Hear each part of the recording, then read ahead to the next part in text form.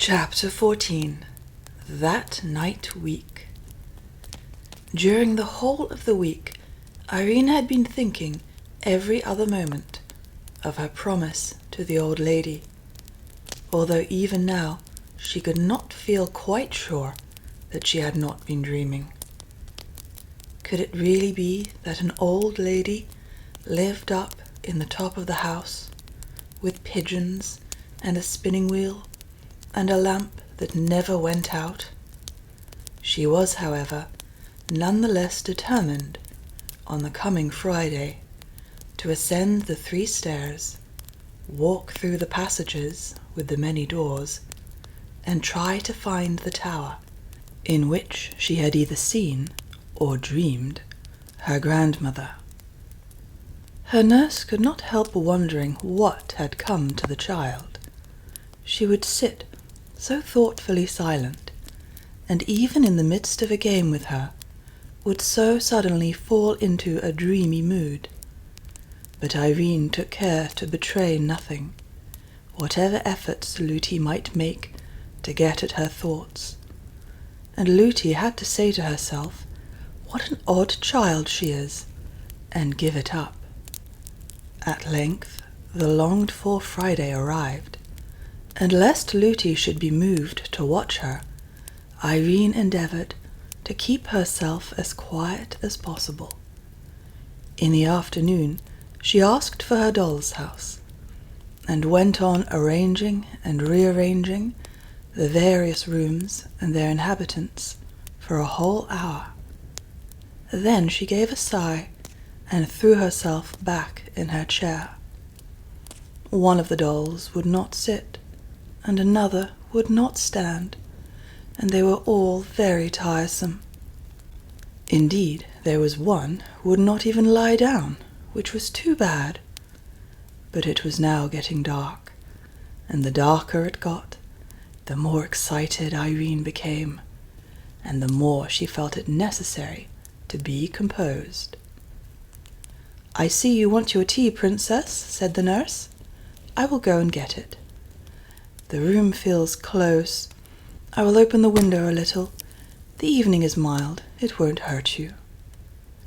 "There's no fear of that, Lootie," said Irene, wishing she had put off going for the tea till it was darker, when she might have made her attempt with every advantage.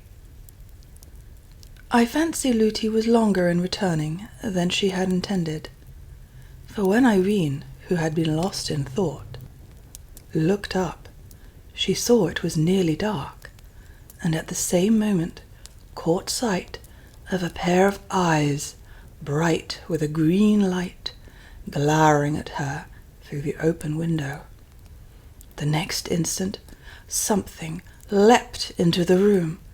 It was like a cat, with legs as long as a horse's, Irene said, but its body no bigger and its legs no thicker than those of a cat. She was too frightened to cry out, but not too frightened to jump from her chair and run from the room. It is plain enough to every one of my readers what she ought to have done.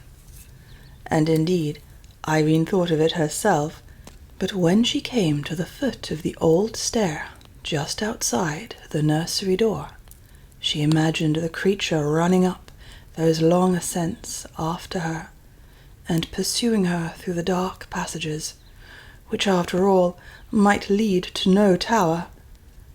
That thought was too much.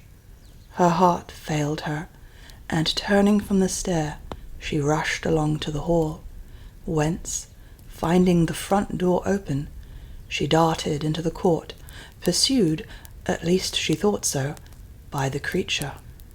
No one happening to see her, on she ran, unable to think for fear, and ready to run anywhere to elude the awful creature with the stilt legs. Not daring to look behind her, she rushed straight out of the gate and up the mountain. It was foolish indeed, thus to run farther and farther from all who could help her, as if she had been seeking a fit spot for the goblin creature to eat her in his leisure, But that is the way fear serves us.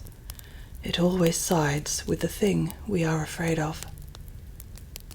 The princess was soon out of breath with running uphill, but she ran on, for she fancied the horrible creature just behind her, forgetting that, had it been after her with such long legs as those, would have overtaken her long ago.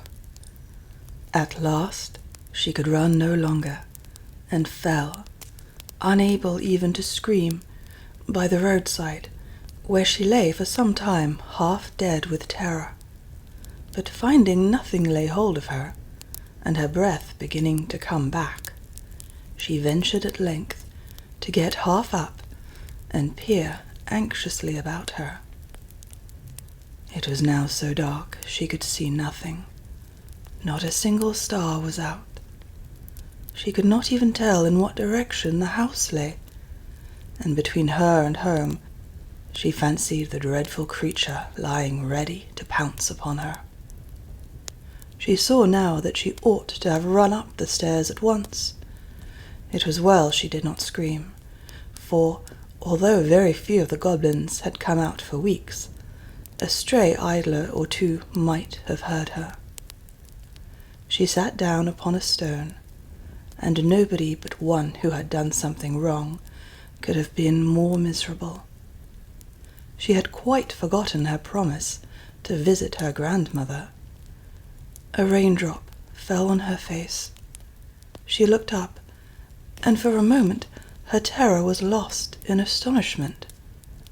At first she thought the rising moon had left her place, and drawn nigh to see what could be the matter with the little girl, sitting alone, without hat or cloak, on the dark, bare mountain.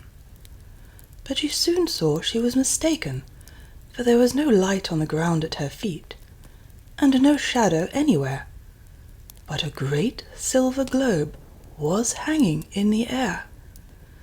And as she gazed at the lovely thing, her courage revived. If she were but indoors again, she would fear nothing, not even the terrible creature with the long legs. But how was she to find her way back? What could that light be? Could it be? No, it couldn't. But what if it should be? Yes, it must be. Her great-great-grandmother's lamp, which guided her pigeons home through the darkest night. She jumped up. She had but to keep that light in view, and she must find the house. Her heart grew strong. Speedily, yet softly, she walked down the hill, hoping to pass the watching creature unseen. Dark as it was, there was little danger now of choosing the wrong road. And, which was most strange, the light that filled her eyes from the lamp, instead of blinding them for a moment to the object upon which they next fell, enabled her for a moment to see it, despite the darkness. By looking at the lamp, and then dropping her eyes, she could see the road for a yard or two in front of her, and this saved her from several falls, for the road was very rough. But all at once, to her dismay, it vanished, and the terror of the beast, which had left her the moment she began to return, again laid hold of her heart. At the same instant, however, she caught the light of the windows, and knew exactly where she was. It was too dark to run, but she made what haste she could, and reached the gate in safety. She found the house door still open, ran through the hall, and, without even looking into the nursery, bounded straight up the stair, and the next, then turning to the right, ran through the long avenue of silent rooms, and found her way at once to the door at the foot of the tower stair. When first the nurse missed her, she fancied she was playing her a trick, and for some time took no trouble about her. But at last, getting frightened, she had begun to search, and when the princess entered, the whole household was hither and thither over the house, hunting for her. A few seconds after she reached the stair of the tower, they had even begun to search the neglected rooms, in which they would never have thought of looking had they not already searched every other place they could think of in vain. But by this time she was knocking at the old lady's door.